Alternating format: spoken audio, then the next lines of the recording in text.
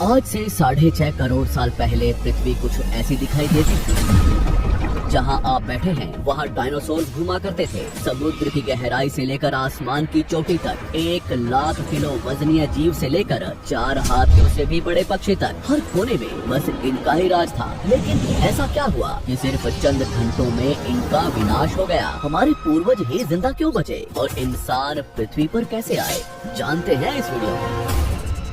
समय में थोड़ा पीछे चलते हैं। ये है हमारी पृथ्वी। उस वक्त ऑक्सीजन ज्यादा होने की वजह से 30-35 माले की बिल्डिंग जितने ऊंचे पेड़ हर जगह दिखाई देते थे और इनमें रहते थे डायनासोर। ये है 8 मंजिला ऊंचा अर्जेंटोसोरस। एक दिन में ये कई जंगल चर जाते थे। उस वक्त पृथ्वी कुछ ऐसी दिखाई देती थी। ये है चूने के रेगिस्तान, जहाँ लाखों सालों से बरसात नहीं हुई। यहाँ भी इनका बोलबाला है। ये है हमारा भारत, जो एशिया की तरफ बढ़ रहा था। उस वक्त भारतीय जमीन लावा से भरी रहती थी और यहाँ पाए जाते थे राजासोरस। यहाँ का कुछ अलग ही मंजर है। 7 बस जितने लंबे जीव से लेकर इंसान जितने बड़े केकड़े तक। बाहर आकर देखो तो कई किलोमीटर लंबे अमेरिकी रेगिस्तान में पाए जाते थे टाइटेनोसोरस। 20 हाथियों जितना वजनीय, 8 महले की बिल्डिंग से भी ऊंचे ये जीव आज यहाँ बच्चे पैदा करने इकट्ठा हुए हैं। दुनिया के हर कोने में डायनासोर्स की आवाजें गूंज रही थी, लेकिन इन्हें क्या पता था कि आज इनका अंत होने वाला है। दरअसल हमारे सौरमंडल में जुपिटर और मंगल ग्रह के बीच बहुत से उल्कापिंड हैं, जो सूरज का चक्कर लगा रहे हैं। अंत के 10 करोड़ साल पहले इनमें से ही 2 उल्कापिंडों के बीच टकराव हुआ और उसका एक टुकड़ा तेज गति से पृथ्वी की तरफ बढ़ने लगा। पृथ्वी के पास आते ही उसके कुछ टुकड़े चांद पर गिरे, मगर गति तेज होने की वजह से चांद का गुरुत्वाकर्षण उसे खींच नहीं पाया। पृथ्वी के करीब आते ही उसकी गति बढ़ने लगी। वातावरण के खिंचाव ने उसे जलाना शुरू कर दिया और वो 80,000 किलोमीटर प्रति घंटे की रफ्तार से पृथ्वी से टकराया।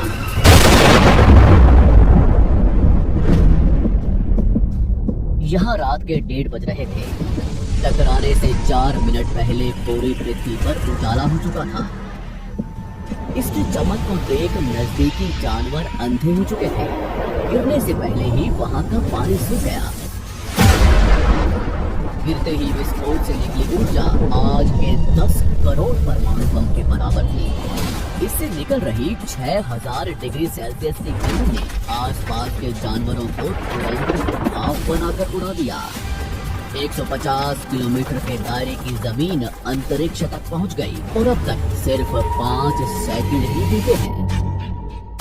इस विस्फोट से जन्मी झटके की लहर 550 किलोमीटर प्रति सेकंड की रफ्तार से आगे बढ़ी।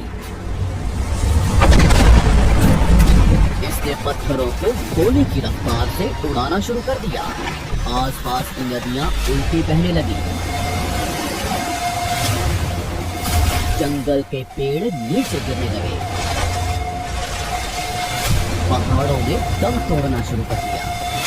इसके कुछ ही सेकंड बाद आई भयंकर गर्मी की लहर ने उड़ रहे पत्थरों को पिघलाकर लावा बना दिया। संपर्क में आने वाला हर एक पानी तुरंत भाप बन रहा था। समुद्र के अंदर उबाल शुरू होने लगा। पलक झपकते ही जंगल सूख रहे थे। जानवरों का शरीर उबल रहा था और अभी तक तो सिर्फ शुरुआत ही हुई है। टकराव से हजारों टन मलबा अंतरिक्ष में पहुंचा था, जो गुरुत्वाकर्षण की वजह से पृथ्वी के चारों तरफ फैलकर पृथ्वी पर गिरने लगा। उसमें भी आग लग रही थी और जहां ये गिर रहे थे वहां कई किलोमीटर तक विनाश हो रहा था। टकराव ने पृथ्वी को अंदर से भी हिला दिया था, जिससे कुछ ही सेकंड में पृथ्वी पर भूकंप आना शुरू हो गया। भूकंप की तीव्रता ज्यादा थी, इसलिए समुद्र का पानी जमीन में बैठे रेत से मिलने लगा, जिससे जीवों को घुटन होने लगी और वहाँ भी पतन शुरू हो गया। अभी सिर्फ 5 मिनट ही बीते हैं और बाहर जानवरों में भगदड़ मच चुकी है।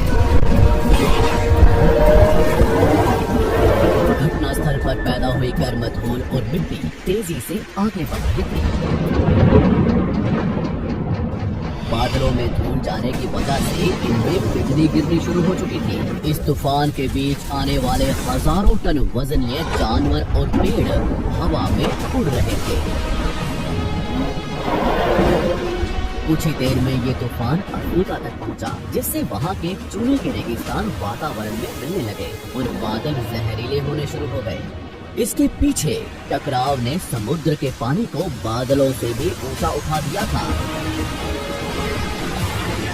जिससे गर्म पानी की भयानक बाढ़ आ रही थी। 5 घंटे के अंदर पूरी पृथ्वी धूल से ढक गई। पृथ्वी का औसत तापमान कई 100 डिग्री सेल्सियस तक पहुंच चुका था। पूरी दुनिया के जंगलों में आग लगी हुई थी और भूकंप ने मरे हुए ज्वालामुखियों को उजागर कर दिया था। हर सेकंड पृथ्वी गर्म हो रही थी, ऑक्सीजन कम हो रहा था, पृथ्वी पर जमी बर्फ पिघल रही थी और नदियों में बाढ़ आना शुरू हो चुका था। इस महाविनाश के बाद ज्यादातर जमीन में रहने वाले कीड़े मकोड़े और स्तनधारी जीव ही जिंदा बचे थे। पृथ्वी की 70% आबादी विलुप्त हो चुकी थी। कुछ डायनासोर्स अभी भी जिंदा थे, जो या तो छोटे थे या उन्हें किसी गुफा ने बचा लिया था। समुद्र की गहराई में रहने वाले जीव भी सलामत बचे थे, लेकिन अब उनका भी समय खराब होने वाला था। कुछ ही दिनों बाद जहरीले बादल पूरी दुनिया में बरसना शुरू हो गए। दिन ब दिन समुद्र जहरीला होने लगा, जिससे समुद्री जंगल भी मरना शुरू हो गए। धूल से ढकी ये पृथ्वी ठंडी पड़ रही थी और कुछ महीनों में पूरी पृथ्वी बर्फ से ढक गई।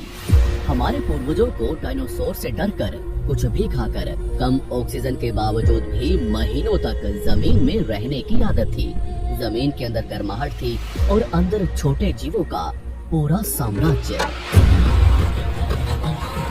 इस घटना के कुछ साल बाद तक भी डायनासोर्स अब तक जिंदा थे, लेकिन इनके होने के बावजूद भी ऐसा क्या हुआ कि ये जमीन में रहने वाले स्तनधारी जीव आसानी से जमीन पर रहने लगे। वो डायनासोर्स कहाँ गए? पृथ्वी पर इंसानों का जन्म कैसे हुआ? सिर्फ इंसान ही विकसित क्यों हो पाए? जानते हैं हमारी अगली वीडियो में।